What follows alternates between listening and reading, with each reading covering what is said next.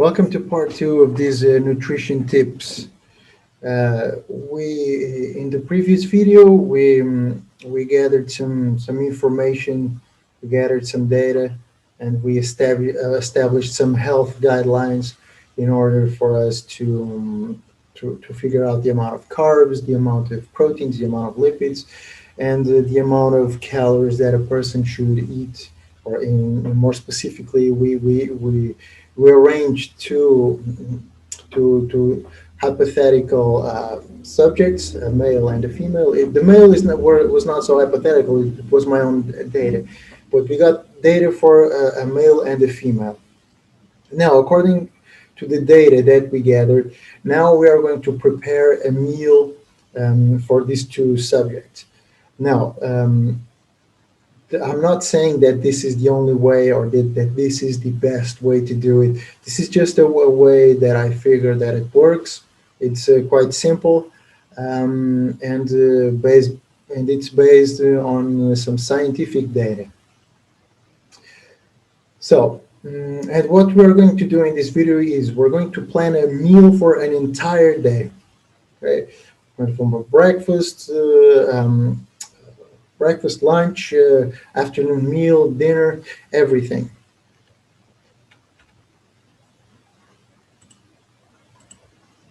So here we have all the data gathered up until now. As I said, a female and my own data representing a male.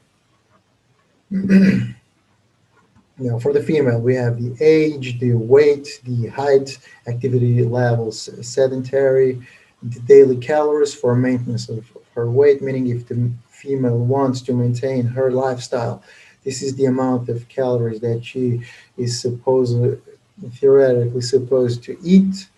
And we have the carbs, the proteins, and the lipids. Lower limit for the carbs, upper limit for the carbs, recommended value, proteins, lower limit, upper limit, recommended value, and for the lipids, lower limit and upper limit. This exact same thing for the male, only we need to note here that the amount of calories is higher, and as such will be the amount of carbs, proteins, and lipids that the male should consume. Now, given this data that we established in the previous video, now we're going to prepare a meal. Now, my suggestion for this is instead of trying to go right from the start and try to weigh the quantities, 100 grams of this nutrient, of this ingredient, 100 grams of this food, 50 grams of this of that food. Well, most of us, we don't have a feel of how much is 50 grams or 50 grams of a particular type of food or 200 grams. Most of us, we don't have a feel. So it's kind of difficult to have an idea of what we are actually putting in our plate. So what I would suggest is to prepare, to eat whatever you already eat. Prepare an entire meal for your day according to what you already eat.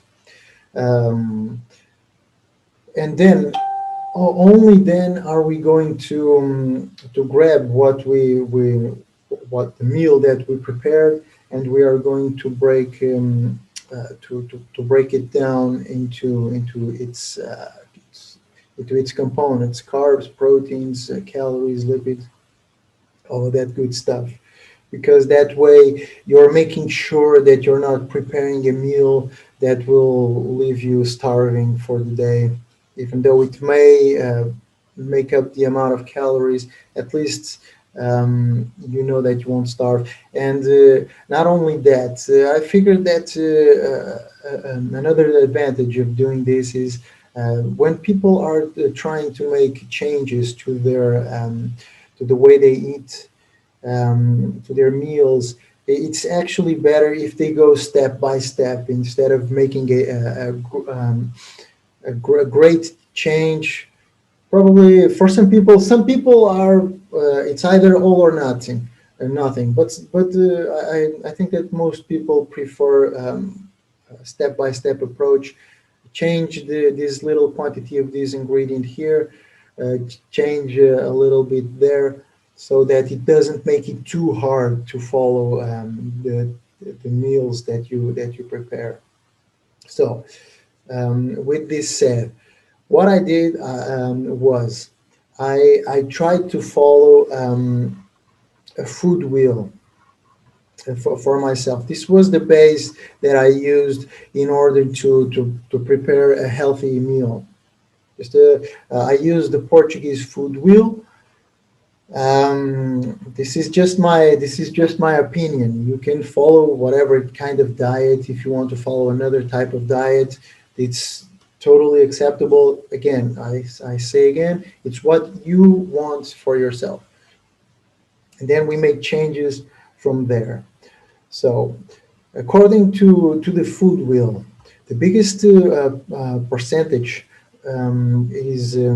is taken here by by these cereals and tubers, all of this good stuff, some bread. So this is the biggest percentage. This is what most of our meal for the day should be comprised of. Then we have vegetables, the second largest group. After the vegetables, we have fruits. Here we have some fats. We have non-saturated and saturated fats. Here, for the fats, I would also include seeds like walnuts, peanuts, um, hazelnuts, stuff of that sort. Almonds, I don't think I mentioned that one. Almonds also. So these seeds have a high content of fat, so we should also include them here in a tiny percentage in our meal. Then we have dairy products. Again, some people may disagree. I'm not against drinking milk. I actually think it's a very complete meal. Um, it's super not a meal, but in terms of food, it's super nutritious and super complete, super important. Cheese, yogurt, well, so 18%. Then we have meat, eggs, all that kind of fish, all that kind of stuff, and finally legumes, beans, chickpeas, peas, soybeans, all of that good stuff. So this is what I try to base my meal plan on. So this is what I came up. Again, this is just a sample meal. I'm not saying that we have to eat this meal for the rest of our days. This is just a sample, just to make an example. So it's just so that we can have a palpable um, uh, example to go from. So I try to base it on the food wheel. As we can see, lots of carbs, pasta here, some more pasta here. We have bread here. We have oats. We have some oats here. Now, next we have vegetables. We can see here some cabbages, um, tomatoes. Here, more tomatoes, cabbages. We have carrots. All of this here. We have, in terms of vegetables, I didn't add much in terms of vegetables. In terms of fruits, I didn't add that many fruits, but I still have some here. We have some grapes. We have banana, an entire banana here, um, together with the oats. As for fats, as I said, I added in some seeds. We have peanuts, almonds, hazelnuts, walnuts, all of this for to eat together with the oats. I added some here for the yogurt, some seeds here inside the yogurt. So dairy products, yogurt, cheese, milk to eat with the cereals. As you can see, all of these the components of the food wheel are present in this um, in this in this meal plan. As for meat, I actually the food wheel says that the quantity of meat should be really small. This was I didn't follow this very well. I added a lot of meat here, but as we are going to see later, I actually ended up in the final plan, in the adjustment. When I made the adjustments to the meal, I actually ended up removing a large part of these meat. And we have an egg here inside so another another component of the meal representing this part of the food wheel. In terms of legumes, I didn't add any, no legumes whatsoever. So another thing that could be improved here in this meal. Here you go, the entire meal for the day. Um, Now let's break down this meal. We have there the breakfast, so the oats for breakfast. For lunch, we can have this plate here, plus the grapes. For dinner, we have some carrots with this entire plate, and then for the afternoon meal, we have some sandwiches. Um, Again, more vegetables. We should try and eat vegetables at each feeding opportunity. So here we go, the breakdown of this meal. Now, what we are going to do is we are going to check the amounts of nutrients. We're going to weigh, after the meal is prepared, we are going to weigh every single component of this meal. We're going to measure all of this quantity of meat down to the tiniest seed of peanuts. So we're going to weigh everything. We're going to weigh everything, and after weighing everything, we are going to get the nutritional composition of each of these ingredients. For that, we are going to have to use a reliable source. The source that I used was this source here, which is called the Instituto Nacional de Saúde Ricardo Jorge Excel sheet in Portuguese. If you're from another country, you should look up a source reliable for your own country. After we've measured everything and we gathered information about the nutritional composition, only after that can we worry about making adjustments to the meal content of our to the of the meal. Can we make adjustments to the meal that we are preparing? Now, here, this is the. I'm actually going to exit this full presentation mode, and I'm going to open this Excel sheet over here so that you can see better. Now, here is the presentation, and here is the exact same table, but I'm presenting here in Excel so that I can play with the values. Here, these are the exact same tables, but in this table on the right, I'm able to manipulate the values and write stuff and delete so that I can explain some things. Now, this is the quantities that I measured, the weight that I measured of every single ingredient that I use in the meal. So we have walnuts, almonds, peanuts, hazel, nuts, olive oil, blah blah blah, etc., all the way to bread down here, and I measured everything, the quantities in grams here. Now, let's go over to this side. Let's make this the right side of reference.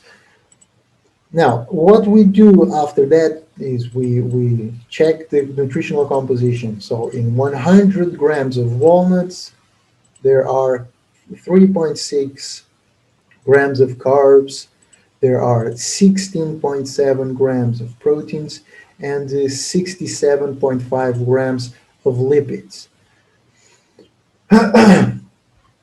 So this is based on an official source. That's what we should use, an official source or a reliable source. And now we do the same for all the remaining ingredients. Now what we have to do, and we are going to, is blue column right over here, which is pertaining carbs, and we are going to figure out the amount of carbs present not in 100 grams but in 9 grams of walnuts.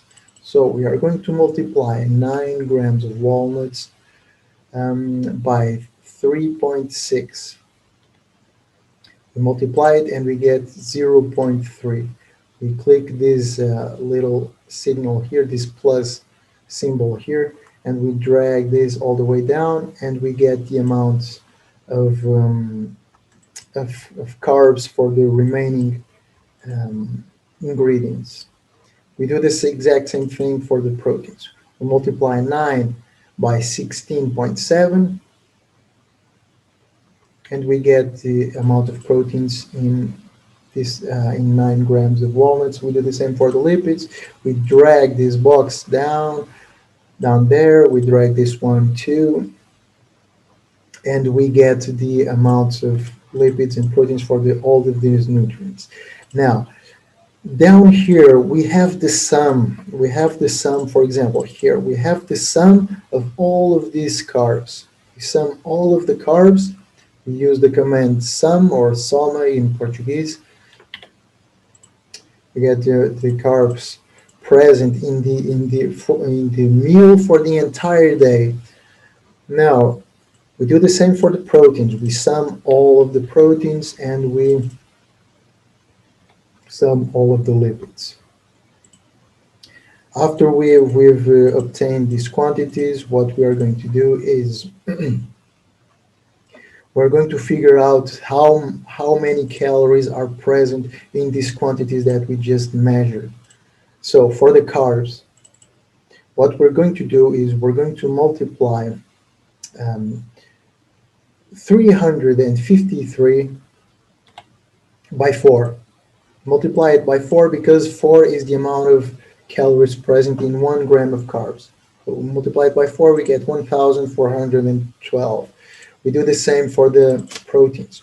We multiply by 4, we get the amount of proteins, and for the lipids we have to multiply by 9 because 9 is the amount of calories. 9 calories are present in 1 gram of lipids. So we get the amount of lipids. Now we are ready to know how many calories we have in our meal. How many calories we are eating in during our entire day. And we just have to sum. Again, we use the command sum, and we sum all of these values here. We get 804. Now, these are the quantities for a male, right? I say here male. I started with the quantities from a male because it's easier for me since I'm a male. It's easier for me to calculate the values. I have a better understanding of what I'm dealing with. Now, we just out of curiosity, and it actually not only curiosity, but it also helps. We can we can know the percentage that this amount of carbs is contributing to this amount of calories. So out of 2,804 calories, 50% is carbs, 23% are proteins, and 26% are lipids. So here you go. Super simple. The calculations we make is just We multiply for example, for the carbs here, we multiply 1,412 by 100, and then we divide it by the total amount of calories that we eat during the day. Just a second here. Okay. Sorry about that. Just checking if the camera was recording. Now, what we have finally here down in this last line uh, are the recommendation, the health recommendations according to what we established previously. So we have here a recommended value of 408 grams for the male. I'm not going to waste too much time with this. We already covered this in a previous slide. So lower limits, lower limits of proteins, lower limits and upper limits of lipids. And finally, here we have the target calories, the calories that the male was supposed to that the male was that we established the male had to eat in order to maintain his lifestyle. And just out of curiosity, I mean, the meal that I planned was incredibly already pretty close to what the target was intended. I was actually expecting this value here to be much different than the value that I calculated previously, because if this value was different, there would be more justification to make alterations to the meal. Given this value, there is not much justification to make alterations to the meal, but we're going to get into it. Just stay with me. We're going to still make some minor changes. So we have the recommendations. We can see that for these recommendations, these values here, the quantities that are present in our meal are actually inside the established ranges. So for carbs, 353 is within these lower and upper limits. 163 for the proteins is within these lower and upper limits, and the same happens for the lipids. It's within the ranges established. Now, but still, we can still make some changes here. We can see that the amount of lipids, it could be lower, it could be near to the lower limit, right? I would recommend lowering the amount of fats, because we saw in the previous video that according to the Catch-McCardle formula, the lean body mass of this individual male it could be higher, meaning there was, according to the formula, 21% of fat. So we want to reduce the amount of fat that we consume. So we can still make changes to the meal here. That is what I did. That's what we're going to see. And the same can be said for the proteins here. We have a recommended value of 95. We can see here that 163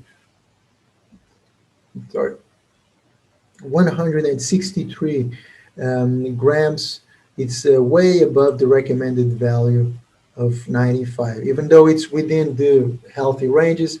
For me, we established that it was a little bit high, so we can also make changes to these quantities of proteins. And that's exactly what we're going to do. So what I did here, I'm going to change the slide here to the next one. So this is the original meal. Now we are going to the rectified meal. This is the rectified meal plan. Now, first things first, before going and changing the amounts of these nutrients, of these the amounts of these ingredients, we are first. I would suggest making the values a little bit more round, so that it's easier to weigh them next time we go. Next time we go to um, next time we eat this meal. So this is what I did here. I rounded the values a little bit more, and I'm actually going to close this sheet of Excel and open the rectified one, which is this one here. So what I did was I rounded the values a little bit. So we have 10, 25. I mean, you can do it however you want. Let me just compare. This is the here. I'm going to put here on the left side. I'm going to put the original one. So the previous one. So this is the original one. This is the rectified one. I just made the values a little bit more round here, just to make it easy, just to make it easier to weigh them next time that we go and prepare this meal. And now that we've made the values a little bit more round, now we can go and make changes to the meal. So, as I said before, we saw that there was a little bit of fat content. So what I did was I reduced the amount of peanuts from 35. I reduced it to 25. You see here, this is automatic. If you noticed, 35. I'm going to go back a little bit here. 35. We can see that there are 17 grams of lipids. If I change and I write 25, it's automatic. It already gives us the adjusted values. Now instead of 17, we have 12. So this is the advantage of doing all that process that I was explaining. We prepare the table so that we can make adjustments really quickly anytime that we want. So 25 grams of peanuts.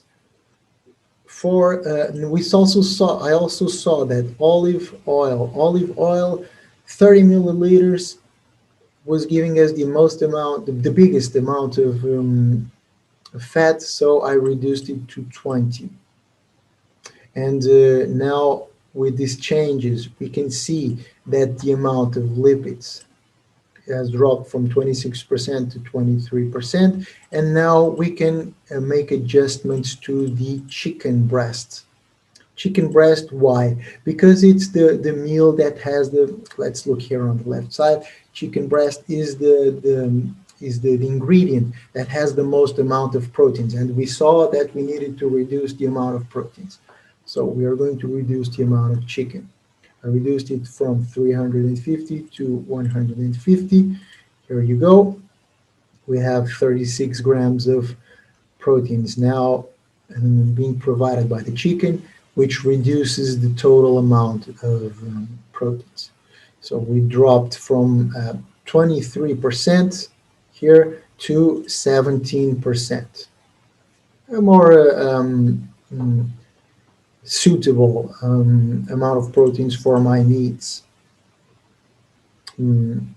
Now, for the carbs. Now we while doing this, while reducing the amounts of proteins and lipids, the amount of calories also dropped. So now we are going to have to add something in.